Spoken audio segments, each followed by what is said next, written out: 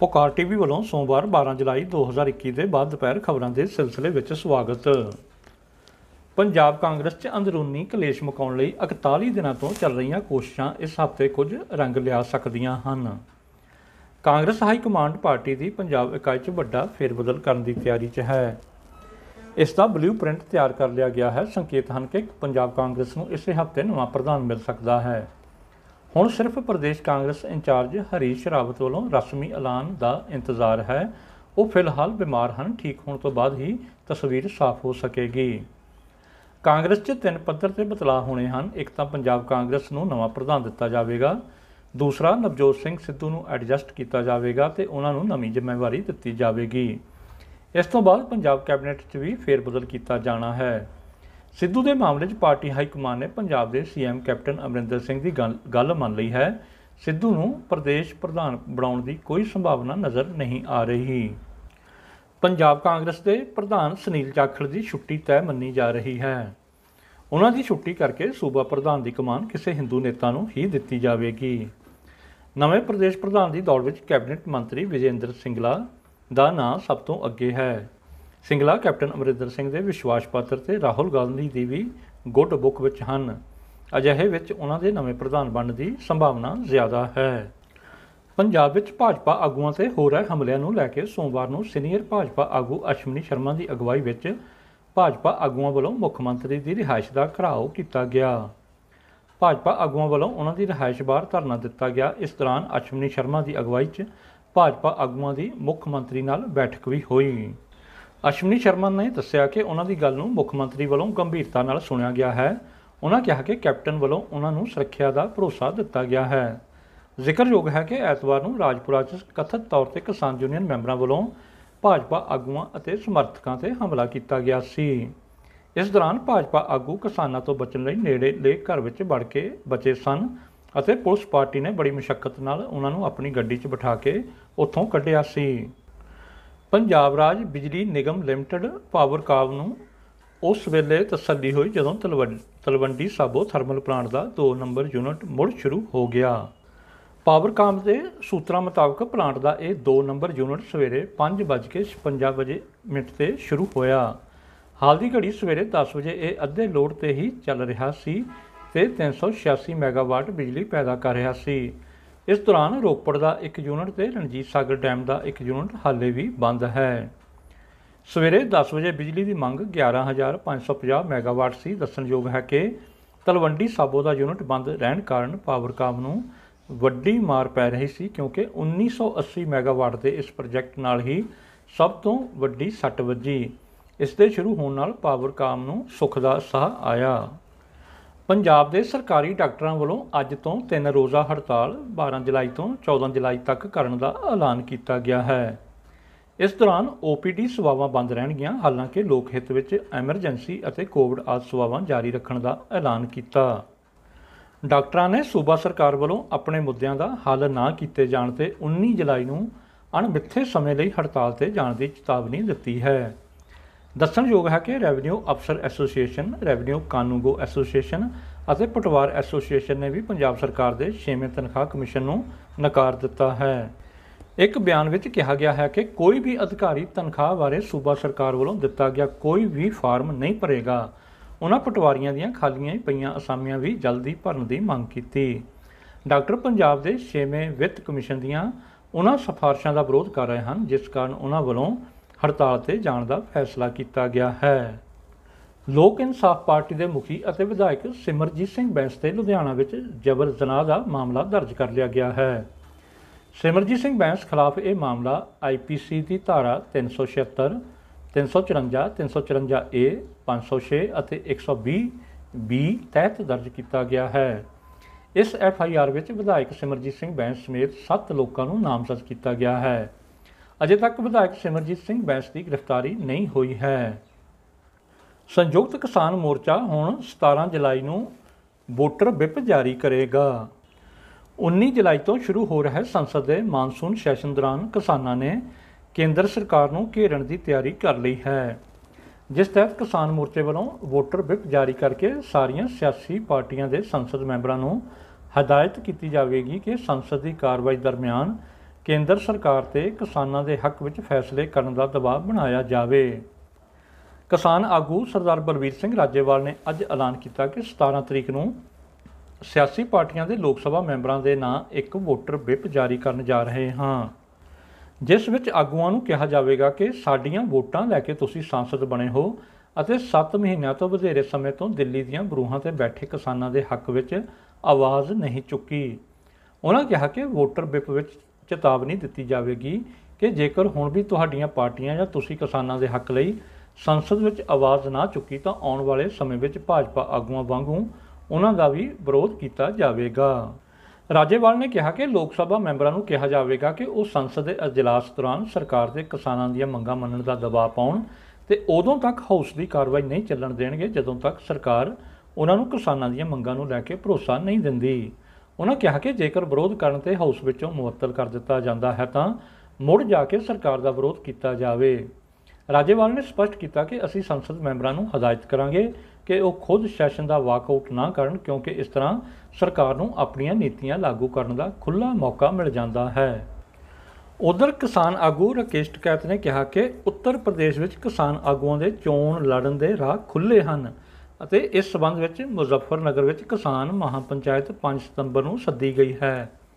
ਉਹਨਾਂ ਕਿਹਾ ਕਿ ਮੋਦੀ ਸਰਕਾਰ ਕਾਰਪੋਰੇਟ ਘਰਾਣਿਆਂ ਦੇ ਹੱਕ ਵਿੱਚ ਝੁਕੀ ਹੋਈ ਹੈ, ਜਿਸ ਕਰਕੇ ਕਿਸਾਨਾਂ ਨੂੰ ਇਨਸਾਫ ਨਹੀਂ ਮਿਲ ਰਿਹਾ। ਉਹਨਾਂ ਕਿਹਾ ਕਿ ਜਦੋਂ ਤੱਕ ਖੇਤੀ ਕਾਨੂੰਨ ਰੱਦ ਨਹੀਂ ਹੋ ਜਾਂਦੇ ਕਿਸਾਨ ਸੰਘਰਸ਼ ਜਾਰੀ ਰੱਖਣਗੇ।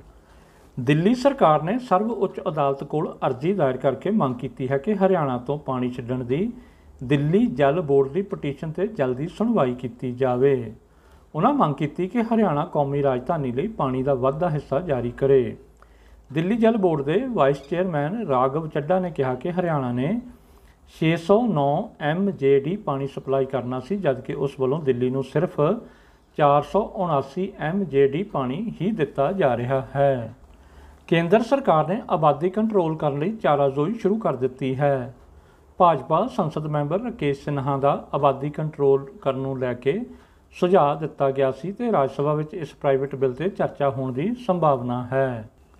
ਸ਼ਿਮਲਾ ਦਾ ਪੂਰਾ ਖੇਤਰ ਅੱਜ ਬੱਦਲਾਂ ਵਿੱਚ ਘਿਰ ਗਿਆ ਹੈ।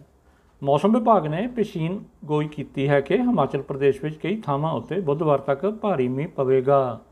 ਇੱਥੇ ਕਰੋਨਾ ਪਾਬੰਦੀਆਂ ਹਟਣ ਤੋਂ ਬਾਅਦ ਵੱਡੀ ਗਿਣਤੀ ਸੈਲਾਨੀਆਂ ਨੇ ਪਹਾੜਾਂ ਦਾ ਰੁਖ ਕਰ ਲਿਆ ਹੈ। ਧਰਮਸ਼ਾਲਾ ਵਿੱਚ ਬੱਦਲ ਫਟਣ ਤੋਂ ਬਾਅਦ ਕਾਂਗੜਾ ਪੁਲਿਸ ਨੇ ਚੇਤਾਵਨੀ ਜਾਰੀ ਕੀਤੀ ਹੈ ਕਿ ਮੌਸਮ ਖਰਾਬ ਹੋਣ ਕਰਕੇ ਸੈਲਾਨੀ ਇੱਥੇ ਆਉਣ ਤੋਂ ਇਹਤਿਆਤ ਵਰਤਣ। ਧਰਮਸ਼ਾਲਾ ਦੇ ਉੱਪਰਲੇ ਖੇਤਰ ਵਿੱਚ ਅੱਜ ਬੱਦਲ ਫਟ ਗਿਆ ਤੇ ਅਚਨਚੇਤ ਆਏ ਹੜ੍ਹ ਕਾਰਨ ਕਈ ਕਾਰਾਂ ਤੇ ਮਕਾਨ ਨੁਕਸਾਨੇ ਗਏ। ਧਰਮਸ਼ਾਲਾ ਦੇ ਭਾਗਸੂ ਨਾਗ ਖੇਤਰ ਵਿੱਚ ਕਾਫੀ ਤਬਾਹੀ ਹੋਈ। ਇੱਥੇ ਲਗਾਤਾਰ ਮੀਂਹ ਪੈਣ ਕਾਰਨ ਛੋਟੇ ਨਾਲੇ ਪਾਣੀ ਨਾਲ ਭਰ ਗਏ।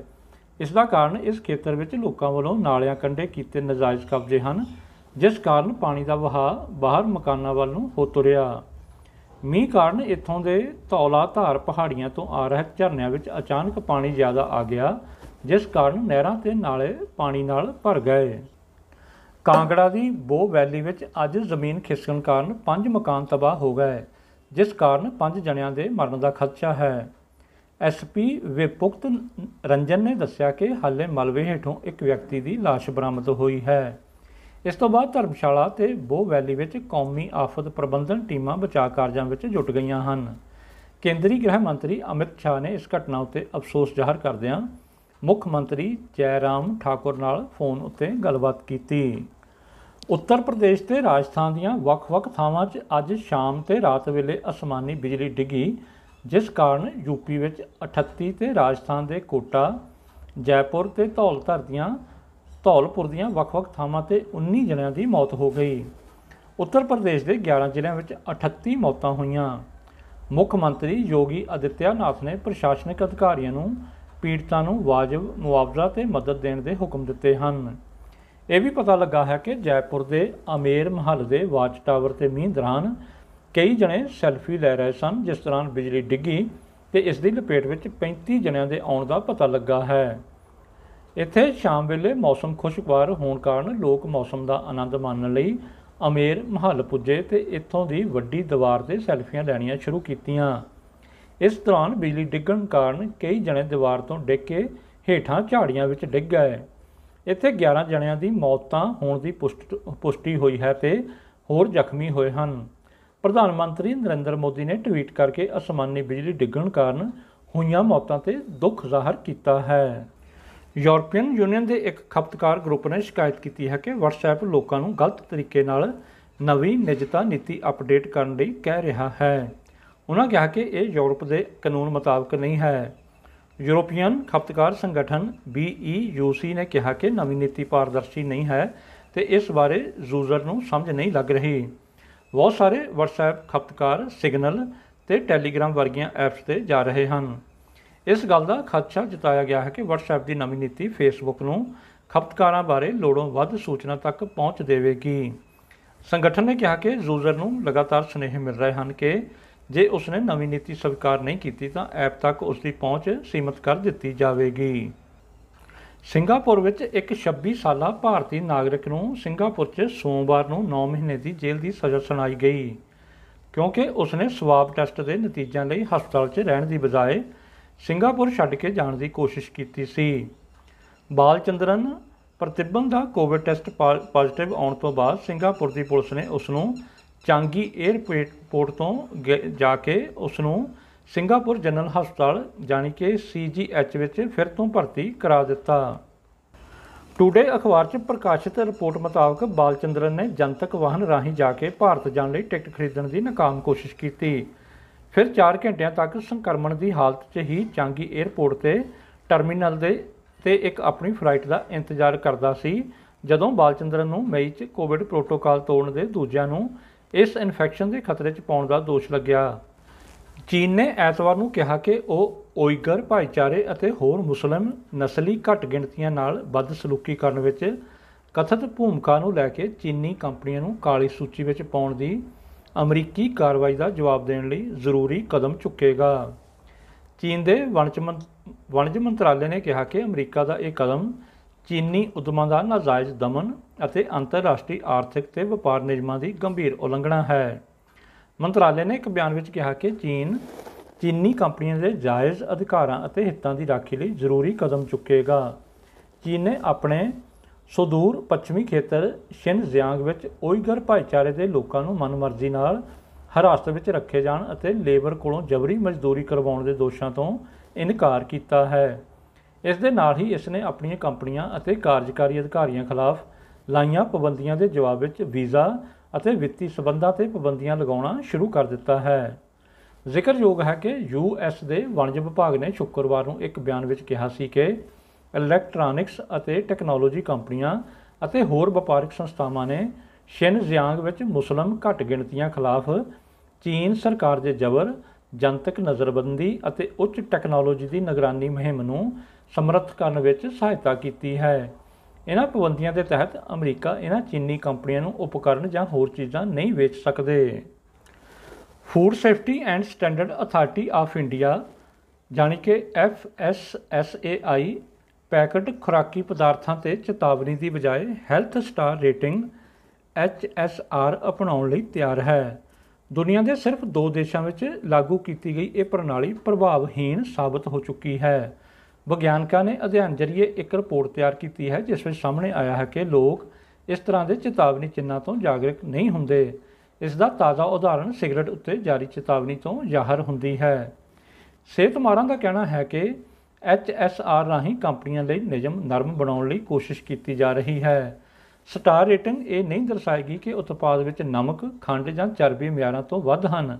ਗੈਰ ਸਿਹਤਮੰਦ ਭੋਜਨ ਵਿੱਚ ਵੀ ਪ੍ਰੋਟੀਨ ਅਤੇ ਫਾਈਬਰ ਵਧਾ ਕੇ ਚੰਗੀ ਰੇਟਿੰਗ ਲਈ ਜਾ ਸਕਦੀ ਹੈ। ਇੱਕ FSSAI ਦੇ ਅਧਿਕਾਰੀ ਨੇ 25 ਜੂਨ ਨੂੰ ਖਪਤਕਾਰਾਂ ਦੀਆਂ ਸੰਸਥਾਵਾਂ ਦੀ ਬੈਠਕ ਨੂੰ ਦੱਸਿਆ ਕਿ HSR ਹੀ ਇੱਕੋ ਵਿਕਲਪ ਦੱਸਿਆ ਜਦੋਂ ਕਿ ਜਨਵਰੀ ਤੋਂ ਮਈ ਤੱਕ ਹੋਈ ਗੱਲਬਾਤ ਵਿੱਚ ਇਸ ਦਾ ਜ਼ਿਕਰ ਨਹੀਂ ਕੀਤਾ ਗਿਆ ਸੀ। ਖਪਤਕਾਰਾਂ ਦੀਆਂ ਸੰਸਥਾਵਾਂ ਇਸ ਨਾਲ ਸਹਿਮਤ ਨਹੀਂ ਸਨ। 30 ਜੂਨ ਨੂੰ ਹੋਈ ਬੈਠਕ ਵਿੱਚ FSSAI ਨੇ ਫਰੰਟ ਆਫ ਪੈਕ ਲੇਬਲ ਚੋਣ ਕਰਨ ਦਾ ਫੈਸਲਾ ਕੀਤਾ ਹੈ। ਦਰਅਸਲ WHO ਨੇ ਭੋਜਨ ਪੈਕਟ ਤੇ ਖੁਰਾਕੀ ਪਦਾਰਥ ਵਿੱਚ ਚੀਨੀ, ਚਰਬੀ, ਆਇਓਡੀਨ ਵਰਗੇ ਤੱਤਾਂ ਦੀ ਮਾਤਰਾ ਲਿਖਣ ਲਈ ਕਿਹਾ ਹੈ। ਮੈਕਸੀਕੋ, ਚਿਲੀ ਸਮੇਤ 10 ਤੋਂ ਵੱਧ ਦੇਸ਼ਾਂ ਨੇ ਇਸ ਨੂੰ ਲਾਜ਼ਮੀ ਕਰ ਦਿੱਤਾ ਹੈ, ਜਦਕਿ 30 ਤੋਂ ਵੱਧ ਦੇਸ਼ਾਂ ਨੇ ਇਸ ਨੂੰ ਸਵੈ ਇੱਛਤ ਤੌਰ 'ਤੇ ਲਾਗੂ ਕੀਤਾ ਹੈ। ਬਹੁਤਿਆਂ ਨੇ ਉੱਚ ਲੈਵਲ ਜਾਂ ਟ੍ਰੈਫਿਕ ਲਾਈਟ ਅਪਣਾਇਆ ਹੈ। ਸਟਾਰ ਰੇਟਿੰਗ ਆਸਟ੍ਰੇਲੀਆ ਨਿਊਜ਼ੀਲੈਂਡ ਵਿੱਚ ਲਾਗੂ ਹੈ। ਨਾਰਥ ਕੈਰੋਲੀਨਾ ਦੀ ਇੱਕ ਯੂਨੀਵਰਸਿਟੀ ਦੇ ਅਧਿਐਨ ਨੇ ਪਾਇਆ ਕਿ ਹਾਈ ਅਲਰਟ ਲੇਬਲਿੰਗ ਨੇ ਵਧੇਰੇ ਕੈਲੋਰੀ, ਖੰਡ ਅਤੇ ਨਮਕ ਵਾਲੇ ਉਤਪਾਦਾਂ ਦੀ ਵਿਕਰੀ ਨੂੰ ਘਟਾ ਦਿੱਤਾ ਹੈ। ਜਾਰਜ ਚੈਰੀਅਨ ਐਨਜੀਓ ਕਟਸ ਇੰਟਰਨੈਸ਼ਨਲ ਦੇ ਡਾਇਰੈਕਟਰ ਅਤੇ FSSAI ਕੇਂਦਰੀ ਸਲਾਹਕਾਰ ਕਮੇਟੀ ਦੇ ਮੈਂਬਰ ਦਾ ਕਹਿਣਾ ਹੈ ਕਿ ਚੇਤਾਵਨੀ ਲੇਬਲ ਲਾਜ਼ਮੀ ਹੈ। ਇਹ ਉਪਭੋਗਤਾ ਨੂੰ ਇਹ ਦੱਸਦਾ ਹੈ ਕਿ ਉਹ ਜਿਹੜੀ ਚੀਜ਼ ਖਰੀਦ ਰਹੇ ਹਨ ਅਤੇ ਉਸ ਉਤਪਾਦ ਵਿੱਚ ਕਿੰਨੀ ਮਾਤਰਾ ਹੈ। ਸਟਾਰ ਰੇਟਿੰਗ ਇਸ ਲਈ ਬੇਅਸਰ ਸਾਬਤ ਹੋ ਰਹੀ ਹੈ। ਆਸਟ੍ਰੇਲੀਆ ਵਿੱਚ ਸਟਾਰ ਰੇਟਿੰਗ 41% ਫੂਡ ਪੈਕਟਾਂ 'ਤੇ ਹੈ।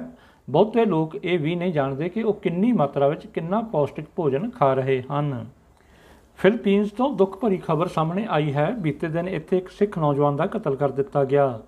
ਮ੍ਰਿਤਕ ਸਿੱਖ ਨੌਜਵਾਨ ਦਾ ਨਾਮ ਤਰਨਜੀਤ ਸਿੰਘ ਹੈ, ਜਿਸ ਨੂੰ 2 ਅਣਪਛਾਤੇ ਵਿਅਕਤੀਆਂ ਵੱਲੋਂ ਗੋਲੀਆਂ ਮਾਰ ਕੇ ਮੌਤ ਦੇ ਘਾਟ ਉਤਾਰ ਦਿੱਤਾ ਗਿਆ।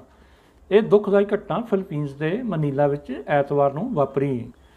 35 ਸਾਲਾ ਤਰਨਜੀਤ ਸਿੰਘ ਦਾ ਮਨੀਲਾ 'ਚ ਉਸਦੇ ਰੈਸਟੋਰੈਂਟ 'ਚ ਗੋਲੀਆਂ ਮਾਰ ਕੇ ਕਤਲ ਕਰ ਦਿੱਤਾ ਗਿਆ। ਇਹ ਜਾਣਕਾਰੀ ਉਸਦੇ ਪਰਿਵਾਰਕ ਮੈਂਬਰਾਂ ਨੇ ਦਿੱਤੀ। ਦੱਸ ਦਈਏ ਕਿ ਤਰਨਜੀਤ ਮਨੀਲਾ ਵਿਖੇ ਪਿਛਲੇ 3 ਸਾਲਾਂ ਤੋਂ ਇੰਡੀਅਨ ਰੈਸਟੋਰੈਂਟ ਚਲਾਉਂਦਾ ਸੀ। ਮ੍ਰਿਤਕ ਤਰਨਜੀਤ ਦੇ ਪਿਤਾ ਦਿਆਲ ਸਿੰਘ ਨੇ ਕਿਹਾ ਕਿ ਉਹਨਾਂ ਦੇ ਪੁੱਤਰ ਨੂੰ ਕਿਉਂ ਮਾਰਿਆ ਗਿਆ, ਇਸ ਬਾਰੇ ਕੋਈ ਜਾਣਕਾਰੀ ਨਹੀਂ ਹੈ। ਮ੍ਰਿਤਕ ਸਿੱਖ ਨੌਜਵਾਨ ਝਾਰਖੰਡ ਦੇ ਸ਼ਹਿਰ ਜਮਸ਼ੇਦਪੁਰ ਦੇ ਮਾਨਗੋ ਬਸਤੀ ਦਾ ਰਹਿਣ ਵਾਲਾ ਸੀ। ਮ੍ਰਿਤਕ ਦੇ ਚਾਚਾ ਗੁਰਦੀਪ ਸਿੰਘ ਨੇ ਕਿਹਾ ਕਿ ਹਮਲਾਵਰ ਬੰਦੂਕ ਲੈ ਕੇ ਰੈਸਟੋਰੈਂਟ ਵਿੱਚ ਦਾਖਲ ਹੋਏ ਸਨ। ਉਹਨਾਂ ਕਿਹਾ ਕਿ ਹਾਲਾਂਕਿ ਤਰਨਜੀਤ ਖੁਦ ਨੂੰ ਬਚਾਉਣ ਲਈ ਉੱਥੋਂ ਦੌੜਿਆ, ਪਰ ਹਮਲਾਵਰਾਂ ਨੇ ਉਸ ਦਾ ਪਿੱਛਾ ਕੀਤਾ ਅਤੇ ਪਿੱਛੋਂ ਹੀ ਉਸ 'ਤੇ ਗੋਲੀਆਂ ਚਲਾਈਆਂ। ਗੁਰਦੀਪ ਨੇ ਕਿਹਾ ਕਿ ਅਸੀਂ ਤਰਨਜੀਤ ਦੀ ਮ੍ਰਿਤਕ ਦੇਹ ਨੂੰ ਅੰਤਮ ਸੰਸਕਾਰ ਲਈ ਭਾਰਤ ਲਿਆਉਣ ਲਈ ਸੂਬਾਈ ਸਰਕਾਰ ਦੇ ਮਾਧਿਅਮ ਤੋਂ ਕੇਂਦਰੀ ਵਿਦੇਸ਼ ਮੰਤਰਾਲੇ ਨਾਲ ਸੰਪਰਕ ਕਰਨ ਦੀ ਕੋਸ਼ਿਸ਼ ਕੀਤੀ ਹੈ। ਸਰਕਾਰ ਨੂੰ ਗੁਹਾਰ ਲਾਈ ਹੈ ਕਿ ਤਰਨਜੀਤ ਦੀ ਮ੍ਰਿਤਕ ਦੇਹ ਭਾਰਤ ਵਾਪਸ ਲਿਆਉਣ 'ਚ ਮਦਦ ਕੀਤੀ ਜਾਵੇ। ਖਬਰਾਂ ਦਾ ਸਮਾਂ ਸਮਾਪਤ ਹੋਇਆ। ਰੋਜ਼ਾਨਾ ਤਾਜ਼ਾ ਖਬਰਾਂ ਵਿੱਚ ਬਣੇ ਰਹਿਣ ਲਈ ਸਬਸਕ੍ਰਾਈਬ ਕਰਨਾ ਹੋਵੇਗਾ ਪੁਕਾਰ ਟੀਵੀ ਨੂੰ। ਪੁਕਾਰ ਟੀਵੀ ਲਈ ਰਿਸ਼ਪਾਲ ਸਿੰਘ।